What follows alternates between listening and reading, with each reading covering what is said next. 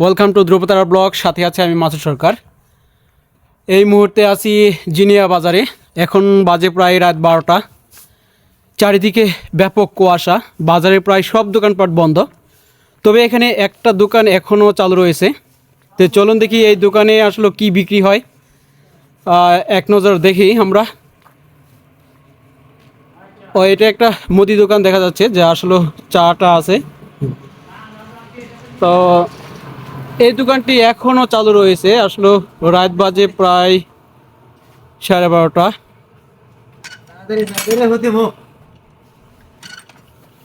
তো এটা একটা চায়ের দোকান, এখনো গরম চা আছে। ভাই, চা গরম আছে? তো এখনো যে দোকানপাট বন্ধ করেন নাই ভাই? আমি একটা মত দুটো মত দোকান করি, কাস্টমার আসে দূর দূরান্ত থেকে। তো এত রাত্রেও দূর দূরান্ত থেকে লোকজন আসে? হ্যাঁ, আসে। তো আপনি দোকানটা চালু করেন কখন তাহলে? আমি 8টা থেকে 2টা মত দোকান করি। 8টা থেকে একবারে রাত 2টা পর্যন্ত? 2টা মত করি। লং টাইম একবারে দোকান, ব্যবসা প্রতিষ্ঠান। দেখুন, ছোট্ট একটা দোকান, অল্প পুঁজির একটা দোকান, কিন্তু এই চায়ের ব্যবসা। আর এই দোকানটা চলে প্রায় সকাল 8টা থেকে শুরু করেন, তিনি রাত 2টা পর্যন্ত তিনি এই দোকানটা চালু রাখেন। তো এখন কিন্তু একেবারে নিরিবিলি সব। এই বাজার একসময় ব্যস্ত থাকে বিকেলের মুহূর্তটুকু, অর্থাৎ রাত 10টা পর্যন্ত কিন্তু এই রুটটিও ব্যস্ত থাকে। এটা একটা উপজেলা রুট।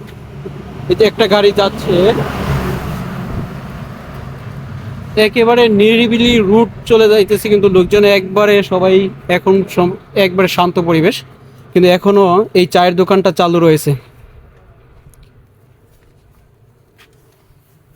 ভাইয়ের নামটা কি? আমার নাম হলো হিরো মিয়া। এই যে হিরো মিয়ার এই দোকানটি, হিরো ভাইয়ের দোকানটি এখনো চালু রয়েছে।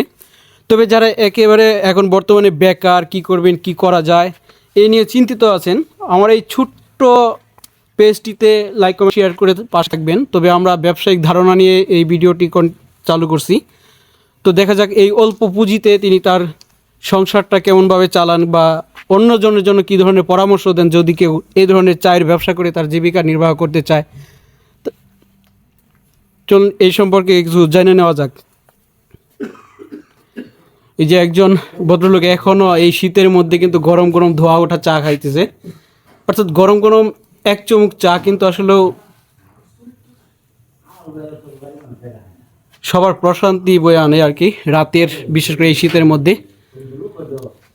তো চলুন আমরা এই হিরো ভাইয়ের সাথে কথা বলি, তো তিনি কী ধরনের এই ব্যবসায়িক জীবনটা পার করতেছেন। তো হিরো ভাই, হ্যাঁ, আপনি কতদিন যাবত এই ব্যবসার সাথে জড়িত আছেন বলে মনে হয়? তো 12-14 বছর। তো অনেক বছর ধরেই তো আপনি এই ব্যবসার সাথে জড়িত। আসলে কি এই ব্যবসা দিয়ে কি আপনার কেমন চলে আসলে এরকম এই ব্যবসাটি? একটা ছেলে নেওয়া মনে করে, একটা মেয়ে নেওয়া মনে করে, আমার সংসার এই চায়ের দোকান থেকে চলে, ভালো চলে। যাক, তিনি আসলে চা বিক্রি করে কিন্তু তার বড় একটি সংসার সামলাচ্ছেন। যে এই ছোট্ট চায়ের দোকানটি দেখেন, একেবারে মালামাল নাই বললেই চলে। আর লোকজন কিন্তু কেমন বিক্রি হয় সারাদিনের, মোটামুটি বিক্রি কেমন করেন? 4 থেকে 5,000 টাকা মতো বিক্রি হয়। এই শুধু 4 থেকে 5,000 টাকার মতো বিক্রি করে চা, আর অন্যান্য মালামাল রয়েছে যদিও, কিন্তু মূল ব্যবসাটা হচ্ছে কি দিয়ে? আমার মূল ব্যবসা হলো চায়ের ব্যবসা। চায়ের ব্যবসা।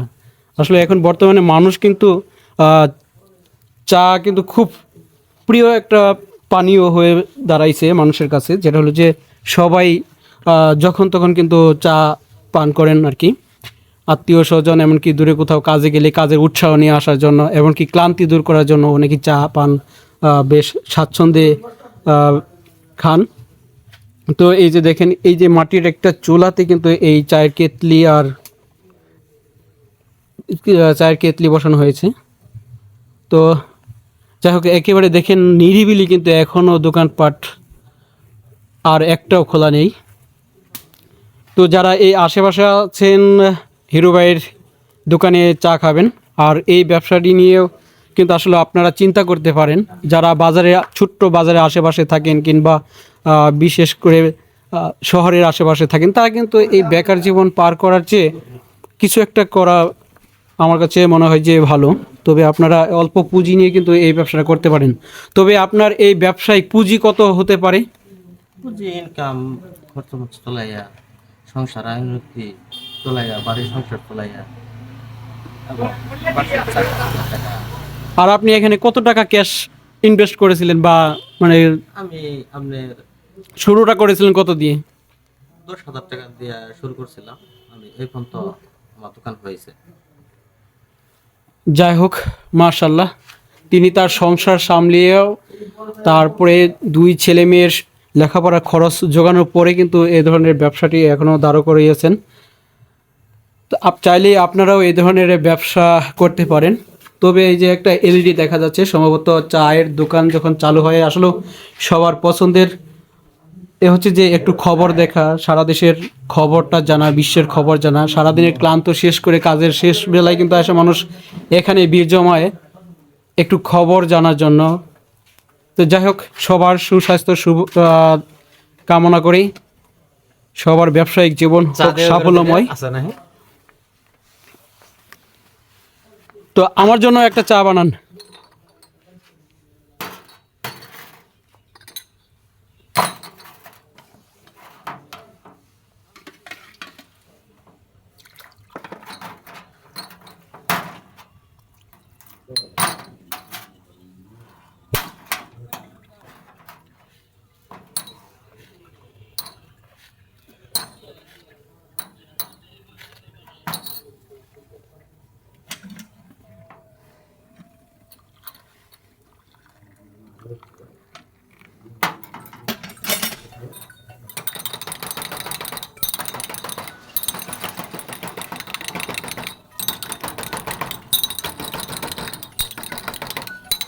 চা থেকে কিন্তু একেবারে শীতের দিন বিদায় ব্যাপক ধোঁয়া উঠতেছে, যেটা কুয়াশার সাথে একেবারে মিলে যাচ্ছে। পুরো রাস্তায় একেবারে নিরিবিলি, কোনো যানজট নাই, কোনো গাড়ি নেই। অনেকক্ষণ পর পর হচ্ছে 2-1টা গাড়ি জেলা শহরের দিকে যাচ্ছে। যাই হোক, সবাই ভালো থাকবেন, সুস্থ থাকবেন। এই ধ্রুবতারা পেজটি লাইক, কমেন্ট, শেয়ার করে পাশে থাকবেন। সবাইকে অসংখ্য ধন্যবাদ।